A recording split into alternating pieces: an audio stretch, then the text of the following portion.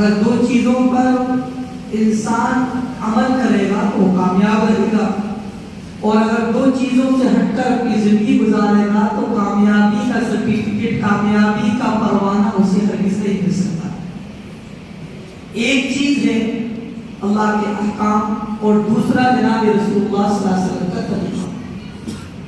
ان دو طریقوں کا ہی نام دین ہے، ان دو طریقوں کا نام ہی اسلام ہے۔ ان دو چیزوں کے ماننے والے کو ہی مسلمان کہا جاتا ہے، مومن کہا جاتا ہے۔ اب ہر انسان اپنے آپ کا محاسبہ کرے کہ ان دو چیزوں پر میں کتنا عمل کرتا ہوں۔ ابھی رمضان کا ماحول رہتا ہے تو ہر عمل کرنا آسان ہے، مسجدوں میں آنا آسان ہے، دعوت کے کام میں جڑنا آسان ہے، مقامی محنت میں جڑنا آسان ہے، لیکن اس مدینے کے گزر جانے کے بعد یہ کیفیت اور یہ حالت، یہ صورت میرے اندر کتنی باقی رہتی ہے، اس کی فکر کرنے کی ہر بندے مومن کو ضرورت ہے۔ اگر احساس پیدا نہیں ہوا اور فکر پیدا نہیں ہوئی اور ابھی بھی ہم اللہ کے احکام سے اپنے رشتے کو مضبوط نہیں کر پائے اور نہ ہم سوچیں گے، تو حالات زندگی اور ہمارے سامنے مستقبل کے جو معاملات ہونے والے ہیں، آگے کے زمانے کے جو معاملات ہونے والے ہیں، وہ بہتر نہیں ہو سکتے۔ اللہ کے نبی صلی اللہ علیہ وسلم سے زیادہ حالات آج تک کسی پر نہیں آئے۔ حضرات صحابہ جیسے حالات آج تک کسی پر نہیں آئے۔ بھوک کی شدت میں ہزاروں مرتبہ سنا ہے ہم نے کہ بھوک کی شدت میں، بھوک کی حالت میں پیٹ پر پتھر مارے ہو آپ صلی اللہ علیہ وسلم۔ صحابہ پتھر مارنے کی ہمت آکے کمر سیدھی رہے، پیٹ جھکے، کمر جھکے نہیں، پتھر بنا رہے گا تو یوں کمر سیدھی رہے گی۔ سرکار دو عالم صلی اللہ علیہ وسلم کی وہ کیا کمی تھی، آپ اشارے کر دیں تو اللہ تبارک و تعالیٰ خزانے مرحمت فرما دیتا، لیکن آپ کی دعا تھی کہ اللہ میں چاہتا ہوں میری زندگی مسکینوں میں گزرے، میرا حشر مسکینوں کے ساتھ ہو، اللہم احیینی مسکینہ و متی مسکینہ، کہ زندگی بسر کروں تو بحالت مسکنت، وفات ہو تو بحالت مسکنت، اور جب میرا حشر ہو، میرا اجتماع ہو تو زمرہ مساکین میں میرا اجتماع۔ کس کے لیے قربانی دی تھی آپ؟ ایک مرتبہ تو عائشہ رضی اللہ عنہا نے کہا بھی، رات و رات آپ نماز پڑھ رہے ہیں، تلاوت کر رہے ہیں، اللہ سے اپنی امت کے لیے مانگ رہے ہیں، امت کو جہنم سے بچانے کی فکر کر رہے ہیں، رات و رات کھڑے ہوئے۔ ہم عائشہ نے کہا آپ اتنی محنت کیوں کرتے ہو، اتنی مشقت کیوں اٹھاتے ہو؟ آپ تو بخشے بخشائے ہو، آپ کا تو اعلان خدا نے کر دیا قرآن میں، اِنَّا فَتَحْنَا لَكَ فَتْحًا مُبِينًا لِيَغْفِرَ لَكَ اللَّهُ مَا تَقَدَّمَ مِن ذَنبِكَ وَمَا تَأَخَّرَ۔ آپ کے اگلے سارے گناہ معاف، پھر کیا ضرورت ہے آپ کو راتوں کو اتنا لمبا قیام کرنے کی، اتنے لمبے لمبے سجدے کرنے کی، اتنے لمبے لمبے رکوع کرنے کی، اتنے لمبے لمبے قاعدے میں بیٹھنے کی کیا ضرورت ہے آپ کو؟ آپ تو بخشے بخشائے۔ اگر مجھے اور آپ کو کہیں سے ذرا سا اشارہ مل جائے، خواب میں بشارت مل جائے، تو ہم لیے پھرتے ہیں اس خواب کو لوگوں کے سامنے، تاکہ خواب کی کوئی حیثیت نہیں ہوتی، ہمارا خواب دلیل نہیں ہوتا، صرف نبیوں کا خواب دلیل ہوتا۔ لیکن ہم عائشہ کو آپ نے کتنا پیارا جواب دیا، افلا اکون عبدا شکورا، کہ میں اللہ کا شکر گزار بندہ نہ ہوں۔ اتنی نعمتیں اس نے دی ہیں، اتنا نوازا ہے، تو کیا میرے رب کا شکر گزار بندہ نہ ہو؟ سرکار دو عالم صلی اللہ علیہ وسلم کے حالات آپ پڑھیے، آپ کی سیرت پڑھیے، حیات صحابہ میں صحابہ کی سیرت پڑھیے، تو اللہ کو بڑا فضل ہے، ہندی میں، اردو میں، تمام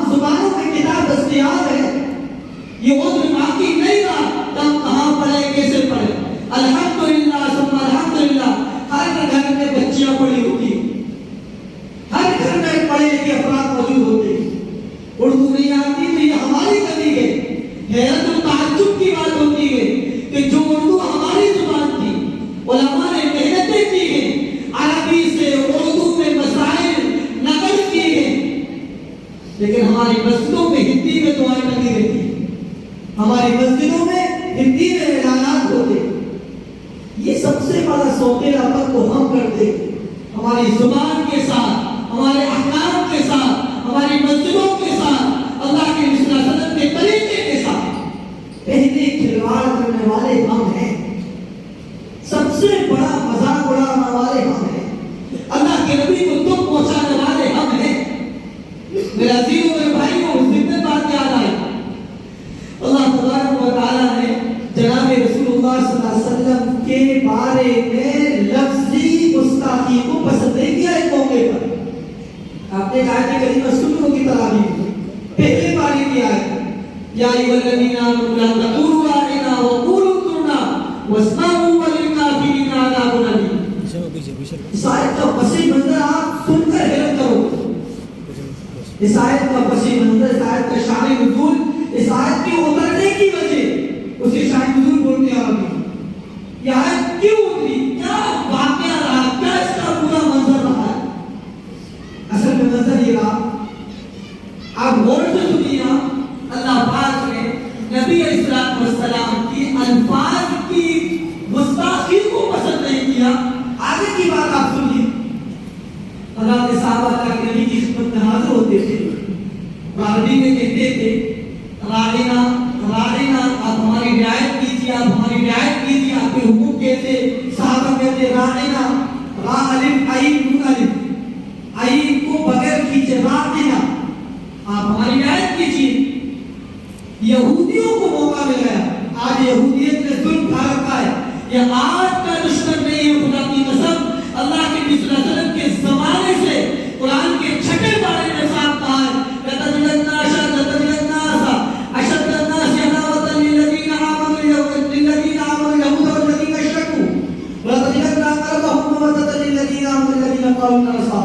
چھٹے بارے کی آخری ہے کہ آپ لوگوں میں سب سے زیادہ سخت دشمن اگر کسی کو پاؤ گے ایمان کا دشمن، کہ جو ایمان والوں سے سخت دشمنی کرتا ہو، ایک یہود ہے اور ایک مشرکی، تو قرآن کہہ رہا ہے۔ تو وہ اس زمانے سے لے کر آج تک اگر کوئی دشمنی پر اترا ہوا ہے ایمان کا، یہ دو جماعتیں آج ہیں، مشرکین جو مردیوں کی پوجا کرے، اللہ کے غیر کو مانے، اللہ کے غیر کو اپنا سب کچھ مانے، تو وہ سخت ترین دشمن قرآن دے رہا ہے۔ ان یہودیوں کو موقع مل گیا، منافقین کی جماعت تھی جو میں نے آپ کے سامنے آیت کریمہ پڑھی، اس مناسبت پڑھی کہ وہ آخری رکعت میں جو آیت کریمہ پڑھی، ان 20 آیتوں میں اللہ پاک نے پوری انسانیت کو 3 گروہ میں بانٹا۔ ایک گروہ کامیاب ہے، دوسرا گروہ منافقین کا ہے، دوسرا گروہ کٹر مخالفین کا ہے، تیسرا گروہ منافقین کا ہے۔ یہ منافقین کہاں سے پیدا ہوئے؟ یہودیت میں سے پیدا ہوئے، یعنی کہ آپ کے دربار میں آتے تھے، آپ کے صاحب کے مجلس میں آتے تھے اور اپنے آپ کو اہل ایمان کہتے تھے، اور آپ کے پاس جانے کے بعد تو ویسے جاتے دیکھتے دکھانے تھے، ہم تو آپ کے ساتھ پہلے کہ جب یہودیت کو موقع ملا، یہود کو موقع ملا، یہ اچھا موقع ہے اپنی دشمنی کو الفاظ میں نکالنے، اپنے اندر کے حسد کو، اندر کے بغض کو، اندر کے کینے کو، اندر کے کپٹ کو الفاظ کے پیرائے میں ڈالنے کا بہترین سنہرا موقع ملا ہے۔ تو وہ آپ کے پاس آتے یہود مجلس میں اور وہ کہتے راعینا راعینا، کھینچ کر کہتے، حالانکہ الفاظ لفظ کیا عربی کا راعینا راعینا، آپ ہماری رعایت کیجیے۔ جب راعی کو کھینچ دیں گے آئین کو، اس کے معنی ہو جائیں گے ہماری چرواہی۔ آپ اندازہ لگائیے کہ ذرا سا موقع ملا، تھوڑا سا موقع، گنجائش نہیں، فوراً انہوں نے دشمنی کا اظہار کیا۔ اب اس بات کا اللہ کے نبی صلی اللہ علیہ وسلم کو علم نہیں تھا، نہ صحابہ کو علم، کیونکہ آپ عالم الغیب نہیں تھے۔ عالم الغیب صرف اللہ کی ذات ہے، جو آپ کو بتایا گیا وہ علم تھا وحی کے ذریعے، جس کا آپ کو آپ کے وحی کے ذریعے جن باتیں آپ کی مستقبل کی بتا دی گئی ہیں اس کا علم تھا، تو آپ کو بھی پتا نہیں صحابہ کو بھی بتانے. اللہ تبارک و تعالیٰ دلوں کے بھیدوں کو جاننے والا ہے. کس کے دل میں کیا خباثت بھری ہوئی, کس کے دل میں کس نیت کے ساتھ کھڑا ہوا, کون کس کی مخالفت پر کھڑا ہوا. میرے عزیزوں, میرے بھائیوں, مخالفت کا دور نہیں ہے. خدا کی قسم ایک دوسرے کے کندھے سے کندھے ملا کر کھڑے ہونے کا وقت ہے. ایک دوسرے کے لیے ہمدرد بننے کا وقت ہے. غلطیاں پکڑنے کا وقت نہیں ہے. غلطیاں کسی کے غلطی کو پکڑ کر مجمع میں ظاہر کرنے کا وقت نہیں ہے. اللہ بھی اسے پسند نہیں کرتا. ہم کسی کی غلطیوں کو پکڑیں, کسی کی برائیوں کو اجاگر کریں. بہترین دین کا کام کرنے والا, بہترین خادم دین وہ کہلائے گا جو لوگوں کو اپنے سینے سے چپکائے, ان کی غلطیوں کو نظرانداز کرے. یہاں سے ہم پر ایک واقعہ سناؤں گا آپ کو. اللہ کے نبی کی صفات بیان کی قرآن کے 34 سپارے میں. وَلَوْ كُنْتَ فَظًّا غَلِيظَ الْقَلْبِ لَانفَضُّوا مِنْ حَوْلِكَ فَاعْفُ عَنْهُمْ وَاسْتَغْفِرْ لَهُمْ وَشَاوِرْهُمْ فِي الْأَمْرِ. کیا شاندار ہے. اللہ کے نبی سے لفظ فرماتا ہے وَلَوْ كُنْتَ فَظًّا غَلِيظَ الْقَلْبِ. فَظًّا بولتے اگر آپ زبان کے سخت ہوتے, غلیظ القلب دل کے سخت ہوتے, آپ زبان آپ کی صحیح نہ ہوتی, آپ کے دل میں سختی ہوتی. لَانفَضُّوا مِنْ حَوْلِكَ, آپ کے آس پاس جو احباب بیٹھے وہ سب دور ہو جاتے, کوئی بھی آپ کے پاس نہ ہو. یعنی کہ دو پیغام نبی کو دیے قرآن میں. آپ اپنی زبان کو نرم اختیار کیجیے, زبان نرم اختیار کی, زبان میں آپ کی سختی نہ ہو. ہر ایک کو اپنا بناؤ, دین کے کام میں ہر ایک دوسرے کا رفیق بنے, فریق نہ بنے. ہر کام ہمارا کام, ہر دین کی محنت ہماری محنت. ہر ایک شیخ کے فضائل اعمال میں ایک جگہ پر لکھا ہے, دعوت تبلیغ کے عنوان پر کہا ہے کہ نقل فرمائی ہے وَمَنْ أَحْسَنُ قَوْلًا مِمَّنْ دَعَا إِلَى اللَّهِ وَعَمِلَ صَالِحًا وَقَالَ إِنَّنِي مِنَ الْمُسْلِمِينَ. ترجمہ یہ, اس سے سچی بات کس کی ہوگی جو اللہ کی طرف بلائے, جو داعی بنے, جو دعوت دے, ساتھ ساتھ نیک عمل کرے, دعوت کے ساتھ اپنے آپ کو بھی نیک عمل پر کھڑا کرے, اور پھر اپنے آپ میں فخر ہو کہ مسلمان ہوں. میرے بھائیوں, میرے عزیزوں, اس آیت کریمہ کی تحت تفسیر میں فوائد میں شیخ نے بات کو فرمائی. مؤذن اگر اذان دیتا ہے یہ بھی داعی ہے, کیونکہ وہ اللہ کے بندوں کو علم فریضے کی طرف بلا رہا ہے. لوگ محنت کر رہے ہیں, یہ بھی داعی ہے. لوگ علماء دلائل سے اپنی بات سمجھا رہے ہیں, یہ بھی داعی ہے. کیونکہ ہر کام ہمارا, ہر کام ہم اپنا سمجھیں تو اتحاد کی شکلیں پیدا ہوں گی, ٹوٹن کی شکلیں ساری ختم ہوں گی. تو پہلے کہ اللہ کے نبی سے فرمایا کہ اگر آپ زبان میں آپ کی سختی ہوتی اور دل میں آپ کی سختی ہوتی وہ سارا مجمع آپ کے پاس سمجھتے چلا جاتا. یہ دو چیزوں پر اپنے آپ کو کنٹرول رکھو. خدا کی قسم, دل کی ہمدردی ہر ایک کے ساتھ. دل کی ہمدردی نہیں ہوتی تو ظاہری بات ہو کہ زبان پر کچھ اور دل میں کچھ. قرآن نے کہا ہے تیسرے بارے میں ما جعل اللہ لرجل من قلبین فی جوفہ. اللہ پاک نے کسی کے پیٹ میں دو دل نہیں بنائے, ادھر کا رخ ادھر کا, ادھر کا رخ ادھر کا. ہمیشہ ایک کے لیے ایک پہلو اختیار کرو, ہمدردی کا پہلو اختیار کرو, ایک دوسرے کے لیے کام آنے کا مزاج بناؤ. میرا عزیزوں, امت میں اتحاد کی شکلیں پھیلاؤ, ٹوٹن کی شکلیں ختم ہوں گی, برائیوں کو مت پھیلاؤ, اسے معاف. قرآن نے فرمایا فاعفو عنہم.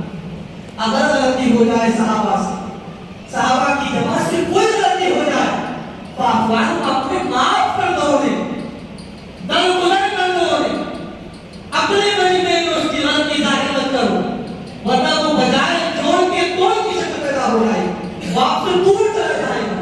قرآن نے نبی کو پیغام دیا آپ معاف کریے, معاف کرنے کے ساتھ اللہ سے معافی مانگیں. اللہ میرے بھائی کو معاف کرے, صحابی کو معاف کرے, اپنے بھائی کے لیے معافی مانگیں, اپنے بھائیوں کو بلائیں. میرے عزیزوں, خدا یہ اللہ کے گھر ہی ہے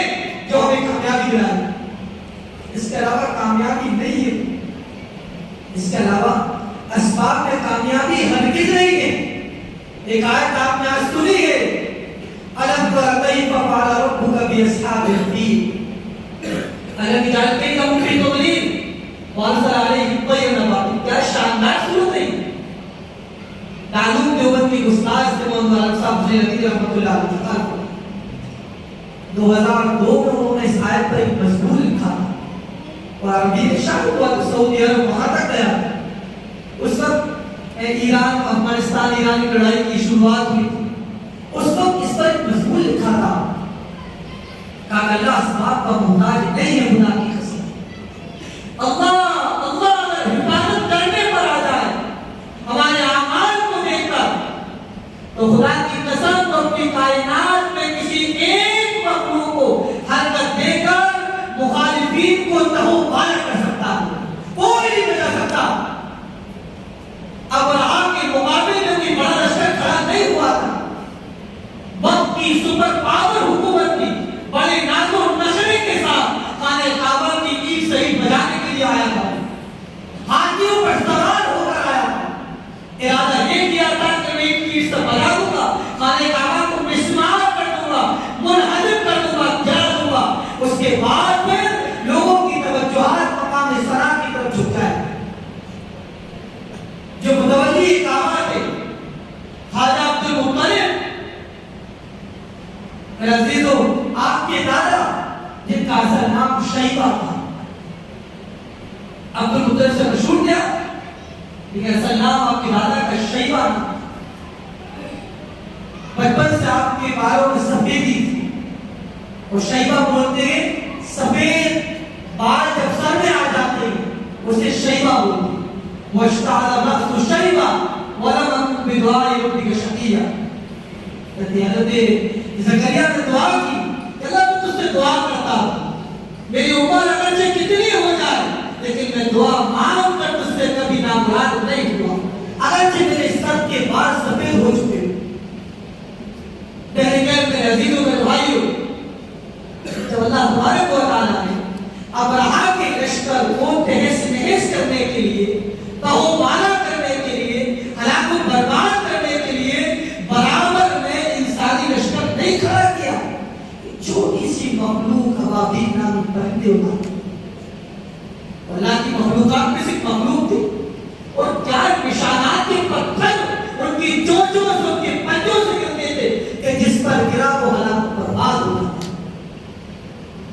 اللہ کی طاقت مولانا صاحب نے بات لکھی ہے, اللہ کی طاقت یہی ہے. اللہ کی طاقت میں کوئی کمی نہیں ہے, صرف ہمارے دلی جذبات کا, ہمارے دلی عقائد کا, اور یہ کہیے کہ ایمان کی اتنی کمزوری ہے ہم صحیح اور اچھائی میں اور برائی میں فرق نہیں کر پا رہے. کہ ہماری کامیابی کے نازکوں میں, ہماری کامیابی اللہ کی مبارک میں دین کی محنت میں ہے, اس کے علاوہ کامیابی نہیں مل سکتی ہے. اللہ کے دین کی محنت کریں, مسجدوں کو آباد کریں, اللہ کے سامنے اپنے ماتھوں کو ٹیکیں, اللہ کامیاب ضرور کرے. تو میرے عزیزو میرے بھائیو, بات یہاں سے آپ پہنچی کہ حضرت نبی اکرم صلی اللہ علیہ وسلم کے بارے میں لفظی زبانی گفتگو کے ذریعے ذرا سا موقع یہود کو ملا گستاخی کرنے کا, تو آپ کو انہیں نہیں بخشا. اور آپ کی مجلس میں آ کر کیا بولتے تھے, راعینا, اے ہمارے چرواہے. نعوذ باللہ. اور صحابہ کہتے تھے راعینا, آپ ہماری رعایت کیجئے. اس لفظ کو کھینچ کر پڑھنے کی بنیاد پر اس کے معنی بدلے ہماری چرواہے. عربی میں ہی نزاکت ہے یہ کہ ذرا سے الفاظ کے بدلنے سے, کھینچتان کرنے سے, زبر زیر کے بدلنے سے معنی میں بہت بڑا فرق ہو جاتا. جیسے اس کی مثال قل هو اللہ احد, آپ کہہ دیجیے کہ اللہ ایک ہے, اور آپ چھوٹے کاف سے پڑھیے قل هو اللہ احد. قل کا ترجمہ آپ کھائیے. چھوٹے کاف کی نکالنے کی بنیاد پر ترجمہ کیا ہوا ہے, قل آپ کھائیے اور قل آپ کہیے. اتنی نزاکت ہے, اتنی فصاحت و بلاغت ہے عربی زبان. اور میرا اور آپ کا مزاج کیا ہے, 20 سال سے نماز پڑھ رہے ہیں. لوگ گاؤں میں بھوپال میں ایک تحریک چلی تھی, لاک ڈاؤن کے بعد کہ ہر مسجد دار ساتھیوں کو، حلقے کے ساتھیوں کو مسجد کے امام کے پاس 2 گھنٹے بیٹھ کر 1 گھنٹے بیٹھ کر اپنی صورتیں سنانا. تقریباً 2 یا 3 مہینے تحریک چلی. اس میں سے 90% لوگ ایسے نظر آئے کہ جن کی صورتیں ہی صحیح. نمازوں کا کیا حال ہوگا؟ میں عام طور پر یہ بات کہتا ہوں اپنے ساتھیوں کو کہ نماز کے جتنے فرائض ہیں سارے فرائض آسانی سے کر سکتے ہیں. آپ اللہ اکبر تکبیر تحریمہ فرض ہے، کر سکتے ہیں. آپ نیت آپ کر سکتے ہیں، کوئی بڑا مسئلہ نہیں. کھڑے ہونے کا نام قیام ہے، وہ کر سکتے ہیں. آپ جھکنے کا نام رکوع ہے، آپ وہ کر سکتے ہیں. سر کو زمین پر ٹیکنے کا نام سجدہ ہے. وضع الجبہۃ علی الارض کا نام سجدہ ہے. اپنی پیشانی کو زمین پر رکھنے کا نام سجدہ ہے، وہ آپ کر سکتے ہیں. اور بیٹھنے کا نام قاعدہ خیال کر سکتے ہیں. تو سب سے طہارت آپ کر سکتے ہیں. صدر کو جھکا سکتے ہیں. سمجھ رہے میری بات آپ کی؟ تو سب سے مشکل فرض کون سا ہے جسے سیکھ کر ہی کرنا پڑے گا؟ وہ ہے الحمدللہ رب العالمین سے لے کر سورت. یہ ایسا ہمارے مسجد میں کوئی بھی جماعت آتی ہے جب ان کی روانگی کی بات ہے ہوتی ہے، ایک ہی بات کہتا ہوں خدا کے لیے چلنے میں 4 مہینے میں کوشش یہ کرنا کہ آپ کی صورتیں اتنی اچھی ہو جائے، آپ کو خود بھروسہ ہو جائے الحمدللہ میں صحیح پڑھ رہا ہوں، میری نماز اب صحیح ہو جائے. اس لیے رجیدوں ہمیں اپنے آپ کی، اپنے دین کی، اپنے ایمان کی، اپنی نمازوں کی فکر کرنے کی ضرورت ہے. لوگ یہ کہتے ہیں نمازوں سے کیا ہوگا، لوگ یہ کہتے ہیں اعمال سے کیا ہوگا، لوگ یہ کہتے ہیں حالات دیکھو سنتوں سے کیا ہوگا. خدا کی قسم اللہ کے نبی کے زمانے سے زیادہ خطرناک حالات نہیں آئے، نہیں آئے آپ سے حالات. لیکن زور کس پر تھا؟ زور کس پر تھا؟ اعمال پر تھا. زور کس پر تھا؟ آپ کے طریقے پر زور تھا. تو بڑے بڑے ملک فتح کروائے جائیں. یقین جب اللہ کی ذات سے جڑتا ہے تو پھر اسباب کی بہتان، اسباب کی کثرت، اسباب کی زیادتی، لال لشکر کی زیادتی اہل ایمان کو کبھی نہیں ڈرا. إِن يَنصُرْكُمُ اللَّهُ فَلَا غَالِبَ لَكُمْ وَإِن يَخْذُلْكُمْ فَمَنْ ذَا الَّذِي يَنصُرُكُم مِّن بَعْدِهِ. آیت اس پیغام کیا ہے؟ اگر تمہاری مدد اللہ کرے، إِن يَنصُرْكُمُ اللَّهُ، اگر تمہارا ناصر اللہ ہو، فَلَا غَالِبَ لَكُمْ، تو دنیا کا کوئی بھی طاقتور، کوئی بھی قوم تم پر غالب نہیں آ سکتی. یہ قرآن کا فیصلہ ہے. لہذا دیکھیے وَإِن يَخْذُلْكُمْ، اگر اللہ تمہاری مدد چھوڑ دے، اللہ تمہیں چھوڑ دے جاؤ، جب تم میرے میں، تم میرے گھروں میں آنے کو تیار ہے، تم میرے نبی کے طریقے پر چلنے کو تیار ہے، رمضان کے علاوہ مسجدوں کو خالی کرنے کو تیار ہو، میرا منادی پکارے آؤ کامیابی مسجدوں میں ہے، اور تم بازاروں میں کر بھی ہوتے ہو، گٹکے کھاتے ہو. اتنا بھی وقت نہ ہو کہ اپنے اذان کا جواب دے کر اللہ کے گھر میں حاضر ہو کر.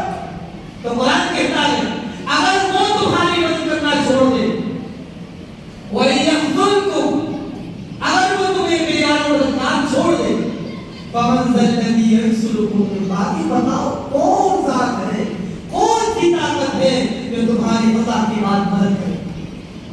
میرے بھائیوں، میرے عزیزوں، خدا اپنے وجود پر رحم کرو، اور اپنے آپ کو ہوش میں لانے کی ضرورت ہے. علامہ اقبال کا مشہور شعر آپ نے سنا ہوگا، دوہرا رہا ہوں میں کہ خدا نے آج تک اس قوم کی حالت نہیں بدلی. خدا نے آج تک اس قوم کی حالت نہیں بدلی، نہ ہو فکر جس کو خود اپنی مدد کے بدلے. علامہ اقبال رحمۃ اللہ علیہ نے ایک آیت کا ترجمہ کیا ہے، ان اللہ لا یغیر ما بقوم حتی یغیروا ما بانفسہم، کہ اللہ پاک قوم کے حالات کو اس وقت تک نہیں بدلے گا جب تک کہ وہ اپنے حالات کو نہ بدلے. اور بہت آسان مسئلہ ہے. شروع میں آپ سے بات یہاں سے شروع کی تھی کہ 2 چیزوں میں کامیابی ہے. ان 2 چیزوں سے ہٹ کر کامیابی مل ہی نہیں سکتی. ظاہری بلڈنگیں تیار کرنا، ظاہری اسباب کا اختیار کرنا، یہ دنیاوی اعتبار سے آپ کو کامیابی نظر آئے، باقی اللہ کے یہاں کامیابی کی دلیل نہیں ہے.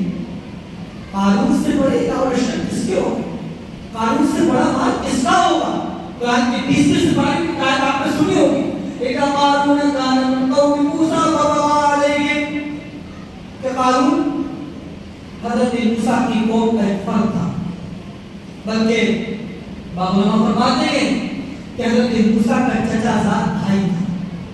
کتنا رشتہ قریبی ہوا ہے. رشتوں سے نجات نہیں ملتی, نسب سے نجات نہیں ملتی, صرف اعمال کی بنیاد پر نجات ملتی.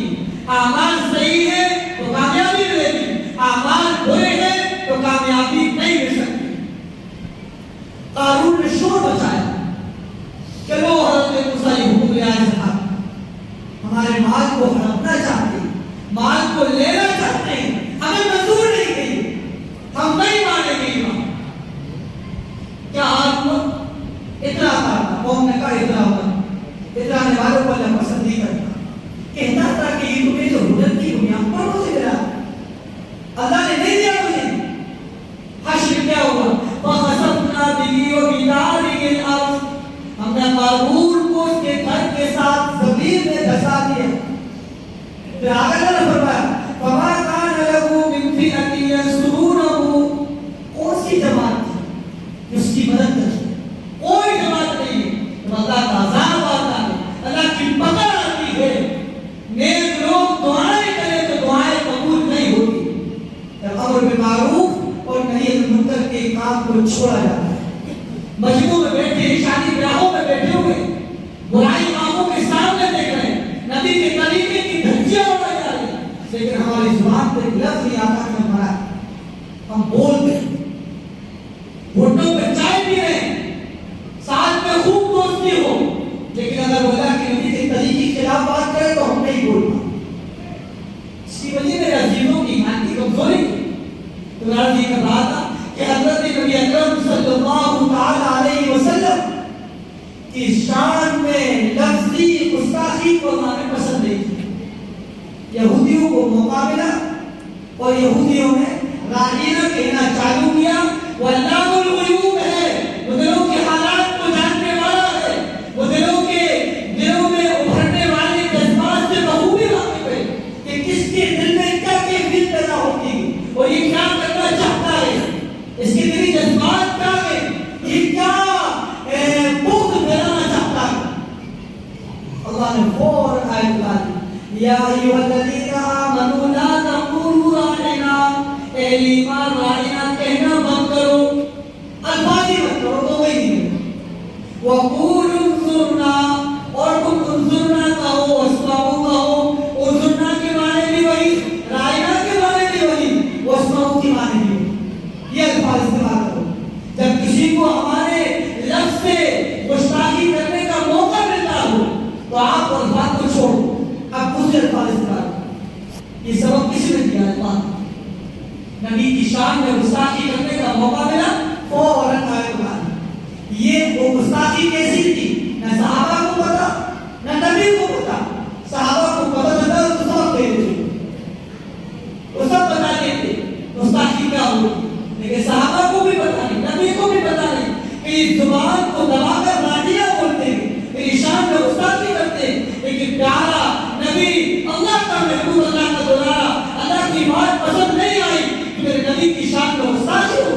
اور اللہ تک آئے کہ کریمہ ہوگا اس کا پس منظر یہ اس ہے کہ رائنا کہنا بند کرو, انظرنا واسمعوا کہو. تو میں اس آیت سے یہ کہنا چاہتا ہوں کہ جب الفاظ کی گستاخی اللہ کو منظور نہیں, اللہ کو پسند نہیں, اللہ نے فوراً آیت کریمہ ہوگا. تو رب الجلال نبی کے ماننے والوں کے اعمال, نبی کے طریقے اختلاف کو کیسے پسند کر سکتا ہے؟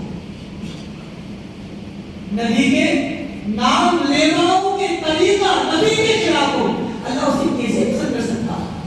کہ میرا نبی رات کو تم کو مانگتا ہو, میرا نبی راتوں رات جاگتا ہو, اور تم میری نبی کے طریقے کے خلاف سے ہو. پھر اللہ آپ کو مدد کر دے, اللہ ملک کے حالات درست کر دے. خدا نے آج تک اس قوم کی حالت نہیں بدلی, نہ وہ جس کو فکر حضرت کی حالت میں بدلی. عزیزوں, اختلاف تبدیلی اپنی ذات پہ پیدا کرنی پڑے گی. خدا کی قسم یہ وقت چل رہا ہے علماء ربانی کی, یعنی وہ علماء جو کامل رب والے ہیں، بہترین ماہرین فی العلم ہیں، تقریر میں، سنت میں، تمام چیزوں میں کامل درجے کے ہیں، وہ علماء کہتے ہیں یہ وقت اپنے آپ کو سنبھالنے کا، اپنی نظروں کو سنبھالنے کا، اب یہ خواب غفلت میں سونے کا وقت نہیں ہے۔ ہمارے پاس کیا ہے؟ ہمارے پاس ہے کیا چیز؟ ہمارے پاس تو نمازیں نہیں ہے، ہم 2 رکعت پڑھ کے فیصلے بدلوا۔ ہمارے پاس تو طریقہ نہیں ہے کہ ہم طریقے کو ظاہر کریں۔ لاؤ نشر کو چھوڑو، حکومتیں چھوڑو، ہمارے پاس وہ چیزیں نہیں ہیں، ہم 2 رکعت پڑھ کے اپنے امتحان کو دیا۔ خدا کی قسم ہم سب میں ہم سب اس کے شکار ہیں۔ ضرور اسی بات کی ہے، ضرور اس بات کی پڑے اور احساس اس کا دلوں میں پیدا کریں گے ہم، عزیزوں ہماری زندگیاں بدل جائیں۔ کہنا سننا کئی مرتبہ ہوتا ہے، 1000 مرتبہ، لیکن بہترین سننا ہوتا ہم یہاں سے فیصلے لے کر جائیں، اپنی زندگیوں کے بدلنے کے فیصلے کریں کہ نہیں اب بہت ہو گیا، بس اب مجھے گناہوں کو روک کر آگے، اب بزروں کو آباد کرنا۔ اور بڑا تقاضا نہیں ہے شریعت مطہرہ میں ہر کسی بھی آیت قرآنیہ میں اور کسی بھی حدیث مبارک میں یہ نہیں کہا گیا کہ کاروبار چھوڑو، کام کاج چھوڑو، بزروں کو کام کاج بھی کر لیا، دیگر کام بھی کر لیا، اور کام کرنے کے ساتھ اللہ کے حکم کو بھی پورا کیا۔ جو خصوصیت ہے کہ پہلی امتوں کی خاصیت یہ تھی نماز کا وقت ہوتا تھا، ان کی مخصوص جگہ پر پہنچ کر نماز پڑھنے کا حکم تھا، اور نبی اکرم صلی اللہ علیہ وسلم کے لیے جعلت لی الارض مسجدا وطہورا، ساری زمین مسجد، جہاں ٹائم ہوا نہ، جہاں وقت ملے وہاں نماز پڑھو، پانی نہ ہو مٹی پر تیمم کر کے نماز پڑھو۔ اتنی آسانی ہونے کے باوجود ہم اپنے اندر احساس کریں۔ میرے عزیزوں جتنے بیٹھے ہر ایک کو اپنے حالات کا علم، کون کتنی پریشانیوں میں گھرا ہوا ہے، ہر ایک کو اپنے بارے میں پتا ہے۔ کوئی گھریلو مسئلے میں پریشان ہے، کوئی معاش کے مسئلے کو لے کر پریشان ہے، کوئی بچوں کو لے کر پریشان ہے، کوئی گھریلو مسائل کو لے کر پریشان ہے۔ تو پریشانی کا حل ملے گا کہاں؟ کسی دل میں پڑھنے سے، اپنے دوستوں کے سامنے ظاہر کرنے سے پریشانی کا حل وہاں نہیں مل سکتا۔ پریشانی کا حل صرف ملے گا استغفار اللہ کے گھر میں آ کر۔ آپ نے یہ بات حدیث میں سنی ہو کہ جو بندہ خدا اخلاص کے ساتھ استغفار کرتا اللہ تبارک و تعالیٰ 3 طرح کے انعامات فرماتا ہے۔ ایک غم، ٹینشن، فکر، ان تمام کو دور کر دیتے ہیں۔ جتنی فکریں ہو، جتنے غم ہو، جتنی ٹینشن ہو، اللہ دور فرما دیتا ہے۔ دوسرا، اللہ رب العزت آفات، مسائل، بلیات کو دور فرما دیتا ہے۔ کیا فتح آنے معلوم؟ تیسرا فائدہ، رزق کے مسئلے کو حل فرما دیتا ہے۔ لیکن استغفار تسبیح کے دانے گھمانے کا نام استغفار نہیں کہ میں 100 مرتبہ پڑھ رہے ہیں، باتیں نہیں کر رہے ہیں، پڑھ رہے ہیں، باتیں نہیں کر رہے ہیں، منڈی بھی ہل رہی ہے، اس کے اشارے کا جواب بھی دے رہے ہیں، پڑھ رہے ہیں۔ اس کا نام استغفار نہیں، مذاق سوئی کے ساتھ، ایمان کے ساتھ استغفار کا مطلب اللہ نے اپنے گناہوں کی سے معافی مانگی۔ پورا نہیں آتا استغفر اللہ استغفر اللہ، جب پڑھے جانے پر دل کا خیال اللہ میں آج سے توبہ کرتا ہوں۔ امام راضی رحمۃ اللہ نے فرمایا ہے استغفار اور توبہ میں فرق ہے۔ استغفار بولتے پچھلے گناہ کی معافی مانگنے کا نام، توبہ آئندہ گناہ نہ کرنے کا نام، آئندہ گناہ نہیں کروں گا، اس کا نام توبہ۔ استغفار اللہ تو میرے پچھلے گناہ کو معاف۔ اس لیے میرے بھائیوں میرے عزیزوں ہم ان چیزوں کا اہتمام کریں، خدا رحم کریں اپنے نبی کی الفاظ کی گستاخی کو اللہ نے پسند نہیں کیا۔ جب نبی کے طریقے کے خلاف جائیں گے تو اللہ کے یہاں سے رحمت کے، برکت کے، نصرت کے، اعانت کے فیصلے نہیں اتر سکتے، نہیں آ سکتے۔ فیصلوں کا دارمدار اللہ کے احکام پیارے رسول کے طریقے پر ہے۔ اسی لیے میرے بھائی ہم فیصلہ کر کے جائیں۔ الحمدللہ جیسے آج ہم بیٹھے جمعے میں ہم کوئی بڑا مسئلہ نہیں. ہم سب کو معلوم ہے جب بچے یا رشتے دار یا گاؤں کے یا شہر کے لوگ جب قبر میں دفنانے جاتے ہیں ہم لوگ کسی کو تو کیا کرتے ہیں؟ اپنے رکھتے جگہ اپنے قریبی کو اپنے دوست کو اپنے فیملی کے ممبر اپنے ہاتھوں سے قبر کو اتار کرتے ہیں. اگر ایک سورات کی باقی رہتا ہے وہ چٹائی لگواتے ہیں کپڑا لگواتے ہیں سورات کی باقی رہے بند رہنے. ابھی تک تو اندھیرا پسند نہیں تھا, ابھی تک تو لائٹ جانے کے بعد کھڑکیاں کھولنے کا مزاج تھا, اس کی حیات کو اس کی زندگی میں ساری سہولتیں کرنے کے لیے ہم قربان ہوا کرتے تھے. لیکن اب جب اس کی جسد ذاتی سے اللہ تبارک و تعالیٰ نے روح کو منفرد کیا, روح کو جدا کیا, اب وہی اکرم وہی اقربا وہی عزیز و امان وہی رشتے دار وہی خاندان والے وہی گھر والے اپنے ہاتھوں سے اتار کر اب ساتھ کون جاتا ہے؟ کیا چیز ساتھ رہے گی ہمارے ساتھ چاہیے؟ صرف اور صرف زندگی میں پڑھی ہوئی نماز, زندگی میں کی ہوئی تلاوت, اللہ کے لیے رکھے ہوئے روزے, یہ چیزیں ساتھ چاہیے. اس کے علاوہ کوئی بھی ہمارے ساتھ نہیں ہے. اس لیے میرا جیو ہم اس منظر کو دیکھ کر اپنے آپ کو بدلنے کی کوشش کریں. ہم سوچیں ہمارے بارے میں, سوچنا شروع کریں. قرآن کے ساتھ میں سے بارے میں فرمایا ہے یا ایھا الذین آمنوا علیکم انفسکم لا یضرکم من ضل اذا اهتدیتم الی اللہ مرجعکم جمیعا فینبئکم بما کنتم تعملون. صاف اعلان کیا ہے اہل ایمان اپنے آپ کی فکر کرو, اپنے آپ کو جہنم کی آگ سے بچاؤ, اپنے آپ کو نیک اعمال پر کھڑا کرو, اپنے آپ کو نبی کے طریقے پر کھڑا کرو, اپنے آپ کو حرام کاری سے بچاؤ, اپنے آپ کو راستوں سے بچاؤ, اپنے آپ کو سود و بیاج کے کاموں سے بچاؤ, اپنے آپ کو رشوت خوری سے بچاؤ, تمام منکرات اشیاء سے بچاؤ. اپنے آپ کی فکر کرو. پھر آگے قرآن نے اعلان کیا جب تم اپنی فکر کرنے لگو گے, اپنا رشتہ قرآن سے جوڑنے لگو گے, اپنا رشتہ اللہ سے کے طریقے سے جوڑنے لگو گے, تو قرآن نے اگلی آیت میں کہا ہے لا یضرکم من ضل اذا اهتدیتم. جب تم صحیح ہوگے, جب تم صحیح راستے پر ہوگے, جب تم صحیح راستے پر چلنے کا مزاج رکھو گے, تمہارے ظاہر سے تمہارے باطن سے اللہ کے احکام چھلکیں گے, اللہ کے نبی کا طریقہ چھلکے گا. میرے عزیزوں تو پھر منزلہ کا نقصان تمہیں نقصان نہیں پہنچا سکتا. جو لوگ بے ایمان ہیں, جو لوگ راست سے بھٹکے ہوئے ہیں, ان کا نقصان پہنچانا, تکلیف پہنچانا تمہیں کچھ بھی نقصان نہیں پہنچانا. یہ قرآن میں کہا ہے. کب؟ جب تم صحیح ہوگے, جب تم ہی بگڑے ہوگے. تمہیں نہیں پتا کہ نبی کا نام کیا ہے, تم کو نہیں معلوم کہ نماز میں کتنے پڑھا ہے, تم کو نہیں معلوم کہ نماز میں کیسے نہیں پڑھتے, کوئی یوں کرنا ہے, کوئی یوں کرنا ہے, کوئی یوں کرنا ہے. طریقہ طریقہ میکانی کا کام سیکھنے والا بچہ دکان پر پہنچتا ہے, مہینے گزرتے ہیں پانا پکڑنے, اس کے ہاتھ میں بائیں پہلے دن سے نہیں تھما دی جاتی. اگر وہ کوشش بھی کرتا ہے اس کا سائٹ کو بیٹھو بھی تمہارا وقت نہیں آ جب وقت آگا پھر کرنا تھا.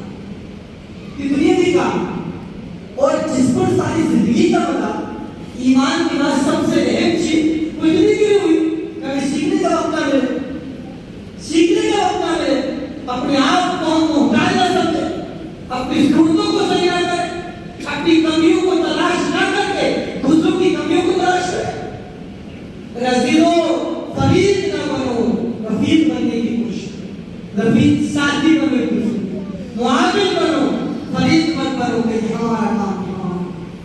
اس سے ماں کا بگڑ پتہ لگتا ہے, اس سے گزرتے ختم ہو رہی, ایک دوسرے کی محبتیں جھکنا چور ہو چکی, پھر برائی میں شیطان نہیں پاتا.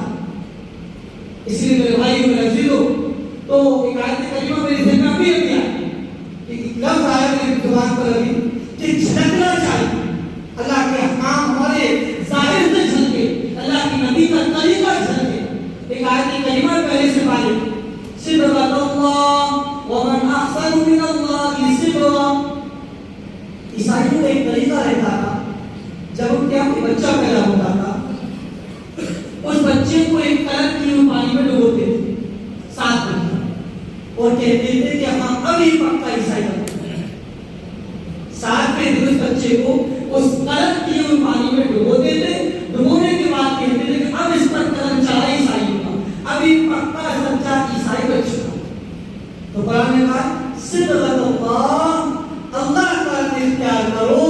ومن احسن من اللہ صبغہ, اور اللہ کے رنگ سے اچھا رنگ کس کا ہو سکتا ہے؟ ہم تو اسی پر ہی مان لانے والے ہیں. اللہ کا رنگ کیا ہے؟ علماء نے اس کی 2 مطلب بیان کی. اللہ کا رنگ اختیار کرو, ایک تو اس کا مطلب یہ کہ اللہ کے احکام پر چلو, اللہ کے نبی کے طریقے پر چلو. دوسرا مطلب علماء نے یہ بیان کیا ہے دیوار پر جب پینٹ کیا جاتا ہے, پینٹ سوکھنے کے بعد, پینٹ ہونے کے بعد دیوار پر چمکتا ہے. کہاں اس پر یہ پینٹ کیا, اس پر یہ کلر کیا, یہ کلر چمک رہا ہے. علماء فرماتے ہیں اسی طریقے سے اللہ کے احکام کا رنگ چمکے, اللہ کے نبی کے طریقے کا رنگ چمکے, تو یہ کہا جائے گا کہ یہ پکا اللہ کا رنگ والا ہے, یہ پکا اللہ کے مسلسل کا مجھے فرماتا ہے. اسی طرح سے میرے بھائیوں, ہم اپنے آپ پر غور کریں, فکر کریں ہماری زندگی کیسے گزر رہی, کہاں گزر رہی. سکون کا ہر شخص تلاش ہے, ہر آدمی کو سکون چاہیے, ہر آدمی چاہتا ہے مجھے سکون ملنا چاہیے. اور سکون ملے گا کہاں؟ کسی میڈیکل پہ نہیں ملتا سکون, کسی حکیم کے پاس سکون نہیں ملتا. اگر آپ کو درد ہے درد کی دوا ملے گی, حکیم آپ کو گولیاں بنا کر دے گا. زیادہ ہے نیند نہیں آئی تو نیند کی دوا سو جاؤ, پھر واپس وہی کہانی چلو. دل کی کیفیت کیسے بدلے گا, دل کا سکون کیسے ملے گا, دل اطمینان مطمئن کب رہے گا؟ اس کی ایک ہی وجہ, اس کی ایک ہی دوا اور ایک ہی علاج, الذین آمنوا وتطمئن قلوبهم بذکر اللہ, الا بذکر اللہ تطمئن القلوب. اللہ کا ایمان والو, ان کے دلوں کو اطمینان ملتا ہے, سکون ملتا ہے, چین ملتا ہے اللہ کو یاد کرنے سے. اللہ یہ لوگوں کو متوجہ کرنے کے لیے سنو, غور سے سنو, اللہ کا ذکر ہی ہے دلوں کو اطمینان دلانا. اسی لیے میرا ذکر کو ہم اہتمام, ہم جیسے رمضان میں اہتمام کر رہے ہیں, نمازوں کا, تراویح کا یہ ماحول ہے. اللہ کرے کہ رمضان کے بعد یہ ماحول ہم سب کو ملا. یہ کون کرے؟ پورے شہر میں, پورے گلیوں میں اندھیرا, اگر ایک چراغ جل جائے, پورا اندھیرا پڑا ہو, ایک چراغ کافی ہوتا ہے راستہ دکھانے کے لیے. ایسے ہی ہر انسان خود کوشش کرے کہ نہیں مجھے اللہ کے گھر میں پہنچنا ہے. دعوت کی محنت کا تقاضا بھی ہے, مدارس کی محنت کا تقاضا بھی ہے کہ ہر امتی نمازی کیسے بنتا ہے, ہر امتی اللہ کے گھر کو آباد کرنے والا کیسے بنتا ہے. میرے بھائیوں کو عزیزوں, یہ فکر ہم سب کریں گے تو خدا کی قسم مسجد آباد رہے گی, ورنہ ان مسجدوں کی آہیں دعائیں بھی رکھتی ہیں. اللہ اقبال رحمۃ اللہ علیہ ایک شعر ہے, غالباً لاہور میں ایک جگہ پر مسجد کے زمین کو لے کر آپس میں نزاع ہو گیا, جھگڑا ہو, صبح کورٹ میں فیصلہ ہونا, رات بھر میں مسجد کھلی کر, رات بھر کل ایمان کی حالات تو مسجد کو بنا دی شب بھر میں, ایمان کی حرارت والوں نے مسجد کو بنا دی شب بھر میں, رات بھر میں ایمان کی حرارت والوں نے, ایمان کا ذوق شوق رکھنے والوں نے, ایمان کی گرمی رکھنے والوں نے, ایمان کا بلبلہ رکھنے والوں نے. من اپنا پرانا پاپی ہے برسوں میں نمازی کرنے سے, من اپنا پرانا پاپی, دل اپنے خیالات, اپنے جذبات ایک دوسرے کے بارے میں بری سوچ رکھتے ہو, من اپنا پرانا پاپی ہے برسوں میں نمازی بن نہ سکتا. آج ہمیں ضرورت ہے, ہر ایمان والے کو ضرورت ہے. حالات خود بخود بدلیں گے, حالات الگ بدلیں گے کب, جب کہ ایمان اپنے آپ کو بدلے, ایمان اللہ کے گھر کو آباد کرے, اللہ کے نبی کے طریقے پر آئے, ان 2 طریقوں کو چھوڑ کر, ان 2 ان دو احکامات کو چھوڑ کر کامیابی نہیں مل سکتی. ہم لاکھوں تدبیریں کر لیں، تنظیمیں بنا لیں، کچھ بھی کر لیں، زندگی میں اگر اللہ کا نبی کا طریقہ ہے، زندگی میں اللہ کے احکام ہے، تو ہم وہ سب دوں. اس لیے میرے عزیزوں کے بھائیوں، ہم اپنے آپ کی فکر کریں کہ آپ کو سوچیں، اور بہت بڑا مسئلہ نہیں ہے. آپ سمجھیں کہ بہت سارے احکام ہوں، یہ بھی کرنا ہے، یہ بھی کرنا ہے. مختصر سی زندگی طریقے کے وہی کر لیا. ہماری طیب صاحب رحمۃ اللہ علیہ دارالعلوم کے 50 سے اوپر سال تک آپ محکم رہے، پرنسپل رہے، آپ ذمہ دار رہے. آپ کے ملفوظ سے ایک بات ملتی ہے، اور آپ نے بہت پہلے ہی بات کہی کہ آج کے زمانے کا جنید بغدادی، آج کے زمانے کا شبلی نعمانی، آج کے زمانے کا حسن بصری وہ ہے. آج کے زمانے کے بڑے بڑے بزرگوں کو نام لیے، اور بڑے بزرگ کے نام لینے کے بعد یہ کئی بات کہ اس زمانے کے بزرگ تو یہ تھے، اور ہمارے زمانے کے جنید بغدادی، ہمارے زمانے کے حسن بصری، ہمارے زمانے کے شبلی نعمانی رحمہ اللہ رحمۃ واسعہ، وہ افراد ہیں، وہ رجال ہیں، وہ اشخاص ہیں کہ جو اللہ کے فرائض کو، اللہ کے احکام کو پورا کریں اور اپنے آپ کو حرام سے بچائیں. آپ محنت کریں، کچھ بھی ہو، جتنا مجمع بیٹھا ہے کہ ہمیں نمازوں کا اہتمام کرنا ہی ہے. ہم کر میرے بھائیوں مشکل نہیں ہے، خدا کی قسم 24 گھنٹے 23 گھنٹے آپ اپنے کام کیجیے. 1 گھنٹہ اللہ نہیں دے سکتے ہو، صرف 1 گھنٹہ، اور وہ 1 گھنٹہ بھی ایک ساتھ نہیں. صبح فجر کی پڑھا 8 گھنٹے کام کریں، 8 نہیں تو 6 گھنٹے کام کریں. زور کی پڑھیں 10 منٹ، اس کے بعد پھر آپ 3 گھنٹے کام کریں، پھر ایسے پڑھیں، پھر کام کریں، یہ تو اوپر وہی پڑھنا، پھر مغرب پڑھیں. یہ الگ الگ وقتوں میں نماز ہے. اور آپ نے تجربہ کیا ہوگا اس میں، انسان کو کتنی تھکاوٹ، کام کو رجا ہوا، تھک گیا اس کا بدن، اس کا ذہن کام نہیں کر رہا، اس کا بدن کام نہیں کر رہا، وہ تھک چکا ہے. اگر وہ بندہ خدا اللہ کے گھر میں حاضر ہو اور وضو کرتا ہے تو خدا کی قسم اس کے ہاتھوں کی تھکاوٹ دور ہو جاتی ہے، اس کے دل کو سکون ملتا ہے. اس کے جب سر کا مزہ تجربہ ہے ہم سب کا، جب مزہ کرتے ہیں ہم کتنا سکون ملتا ہے. اور پھر اللہ کے گھر میں آتے گھر میں کہیں پرسوں شادی کرنے میں مذاکرے میں کھاتے رہا کہ بڑے بڑے موٹے موٹے گدوں پر سکون نہیں ملتا. اللہ کے گھر کی چٹائی میں آنے تک بیٹھنے کے بعد سکون کی بھی آنے سکون ملنے لگتا ہے. آخر کوئی تو وجہ ہے، آخر کوئی تو وجہ ہے کہ یہاں آنے کے بعد سکون ملتا ہے. لیکن اللہ نے بڑی اچھی بات نقل فرمائی کہ شادی بیاہوں میں انسان کھڑا رہتا ہے، پوری رات ایک دیر تک کھڑا رہتا ہے، لیکن نیند نہیں آتی اس کو، ناچانے ہوتے ہیں اس کو نیند نہیں آتی. اللہ کے گھر میں بیٹھنے کے بعد 2 گھنٹے بعد نیند آ جاتی ہے اس کی.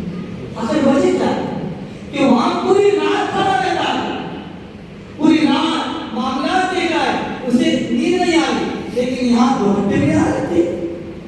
بڑے قیمتی نقطہ بیان کیا ہے. انسان کا جسم 2 چیزوں سے مل کر بنتا ہے، ایک روح اور ایک انسان کا جسد خاکی. ظاہری جسم، ظاہری جسم کی خوراک روٹی پانی یہ چیزیں، اور انسان کی روح جو اصل چیز ہے جس کے نہ ہونے پر منو مٹی میں دبا کر آتے ہیں، جس کے نہ ہونے پر پتھر اوپر سے رکھ کے آتے ہیں، جس کے نہ ہونے پر اس کی روح کی نکل جانے کے بعد گھر والے کہتے انتظار مت کرو، اگر 11 کا وقت آ گئے تو حاضر کے تک کس کا انتظار کر لو، جلدی اٹھا جلدی رہے، اب تک تو بہت قریب ہی تھے. تو انسان کی جسم میں اصل چیز کون سی ہے؟ اور روح. ہاتھ پیر ہوتے ہیں، انسان گھر پہ اس کا انتقال ہو، اللہ نہ کرے ایکسیڈنٹ میں اللہ حادثات کی موت سے ہم سب کی حفاظت فرمائے. اچانک آنے والی موت سے اللہ مسلسل پناہ مانگے اور ہم کو بھی پناہ مانگنی چاہیے. اللہ اچانک آنے والے موت سے ہماری حفاظت فرمائے. اور انسان گھر پہ ہو، اس کا انتقال، اس کے ہاتھ بھی نہیں ہوتے ہیں، پیر بھی وہی، اس کی کان بھی وہی، آنکھیں بھی وہی، سب کچھ نہیں ہوتا، پھر کیوں دفنایا جاتا؟ ایک اصل چیز تھی جس کی بنیاد پر ہاتھ حرکت کرتے تھے، ایک اصل چیز جس کی بنیاد پر کان کسی کی غیبت سنتے تھے، ایک اصل چیز تھی زبان جس کی بنیاد پر ہر کسی کے بارے میں کچھ بھی بول دیا کرتے تھے۔ اس لیے میرے بھائی میرے عزیزو، ایک ہم مزاج بنائیں اجتماعی، ہر چیز میں اجتماعی، جوڑ کی دیکھو بات بتاؤں، اجتماعی کتنا خیال کے اجتماعی، ایک انسان تنہا نماز پڑھے اس کا ثواب کم ملے گا، جماعت سے پڑھے اس کا ثواب بڑھ جائے گا، اور پھر جماعت اجتماعی ہے، اور پھر ذرا سی جماعت سے آ کر اپنے محلے کی مسجد میں آ جائے اس کا ثواب اور بھی زیادہ بڑھ جائے گا، اور پھر ذرا سا جامع مسجد میں پہنچنے کی کوشش کرے اس کا ثواب اور بھی زیادہ بڑھ جائے گا، پھر آگے پہنچے حرم میں لاکھوں کی بات، اقصیٰ میں ہزاروں کی بات، یہ اجتماعیت کے معاملات ہوتے ہیں۔ صرف جامع مسجد اس کی اہمیت مانتے ہوں گے، میں نے بھوپال میں ہمارے دوست کو دیکھا پیدل اپنے محلے سے جامع مسجد کی نماز پڑھنے جاتے ہیں، میں نے پوچھا کیوں؟ کہ میں حدیث سنی جامع مسجد میں نماز پڑھنے کا بڑا ثواب ہے، اس لیے میں یہ حدیث پاک میں ہی چیز ہے، اللہ کے نبی کے فرمان میں ہی چیز ہے، ہم اس کو اپنائیں، اس کو اختیار کریں، ہم علماء سے رابطہ رکھیں۔ میرے عزیزوں، یہ دین منمانی کا نام نہیں ہے کہ انسان جو چاہے جب چاہے جو کرے، بلکہ اپنے علماء اپنے بڑوں کے کہنے پر فیصلے کریں، اپنی ذات سے تعلق بیٹھ کر فیصلے نہ کریں، جس کا آپ مانوس ہو، جس کا آپ مسائل رکھ رکھتے ہو۔ میرے ایک بنیادی کا رہا تھا کہ وہ روح جب نکلتی ہے انسان جسم سے کسی کام کو انسان نہیں کرتا، تو پھر انسان رات بھر کھڑا رہتا ہے اور اللہ کے گھر میں 2 گھنٹے میں نگاہ رکھتے ہیں اسے، اللہ نے فرمایا، بزرگی نے فرمایا، اس لیے کہ شادی بیاہوں میں خلاف شرع کام ہونے میں انسان کی روح کو سکون نہیں ملتا، انسان کی روح کانپتی رہتی ہے، تڑپتی رہتی ہے، اور جب وہ اللہ کے گھر میں حاضر ہوتا ہے اس کی رضا اسے ملتا ہے، اسے سکون ملتا ہے، اس کی بنیاد پر نیند آتی ہے، سکون کی بنیاد اسی کی نسبت آتی ہے۔ اس لیے میرا عزیزو میرے بھائیو، ہم اپنی روح کی تیاری کریں، اپنے آپ کو تیار کریں، تب جا کر ہماری زندگیاں بدلیں گی۔ میں نے کہا کہ کریمہ خود میں آپ کے سامنے پڑھی تھی پہلے پارے کی پہلی آیت، جو کہ آپ نے آخری رکعت میں سنی، اس میں اللہ نے فرمایا ہے کہ چند طریقے کے لوگ اپنے بارے میں ہیں، اگر یہ لوگ یہ کام کریں گے تو وہ تقوی والے کہلائیں گے، اور یہی لوگ ہدایت یافتہ